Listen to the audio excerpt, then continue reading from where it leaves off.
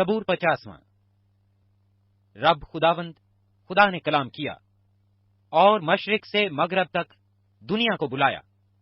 Seven سے جو حسن کا کمال ہے، خدا جلوہ گر ہوا ہے۔ ہمارا خدا آئے گا اور خاموش نہیں رہے گا۔ آگ اس کے آگے آگے بھسم کرتی جائے گی اور اس کی چاروں طرف بڑی آندھی چلے گی۔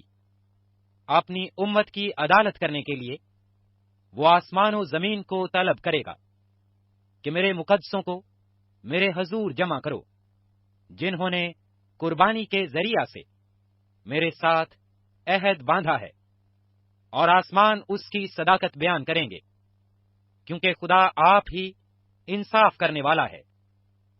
اے میری امت سن، میں کلام کروں گا، اور اے اسرائیل، میں تجھ پر گواہی دوں گا۔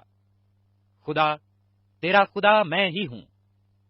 میں تجھے تیری قربانیوں کے سبب سے ملامت نہیں کروں گا، اور تیری سوختنی قربانیاں برابر میرے سامنے رہتی ہیں۔ نہ میں تیرے گھر سے بیل لوں گا، نہ تیرے باڑے سے بکرے، کیونکہ جنگل کا ایک ایک جانور اور ہزاروں پہاڑوں کے چوپائے میرے ہی ہیں۔ میں پہاڑوں کے سب پرندوں کو جانتا ہوں، اور میدان کے درندے میرے ہی ہیں۔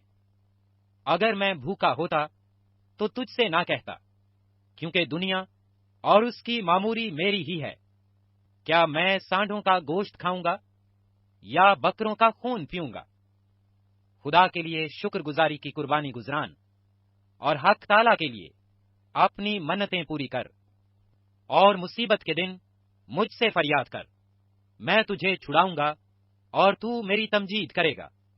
لیکن خدا شریر سے کہتا ہے، تجھے میرے آئین بیان کرنے سے کیا واسطہ، اور تو میرے عہد کو اپنی زبان پر کیوں لاتا ہے؟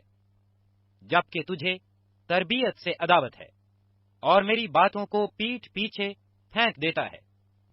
تو چور کو دیکھ کر اس سے مل گیا، اور زانیوں کا شریک رہا ہے۔ تیرے منہ سے بدی نکلتی ہے، اور تیری زبان فریب گھڑتی ہے۔ تو بیٹھا بیٹھا اپنے بھائی کی غیبت کرتا ہے، اور اپنی ہی ماں کے بیٹے پر تہمت لگاتا ہے۔ تو نے یہ کام کیے اور میں خاموش رہا۔ تو نے گمان کیا کہ میں بالکل تجھ ہی سا ہوں، لیکن میں تجھے ملامت کر کے ان کو تیری آنکھوں کے سامنے ترتیب دوں گا۔ اب اے خدا کو بھولنے والو، اسے سوچ لو، ایسا نہ ہو کہ میں تم کو پھاڑ ڈالوں اور کوئی چھڑانے والا نہ ہو۔ جو شکر گزاری کی قربانی گزرانتا ہے وہ میری تمجید کرتا ہے، اور جو اپنا چال چلن درست رکھتا ہے اس کو میں خدا کی نجات دکھاؤں گا۔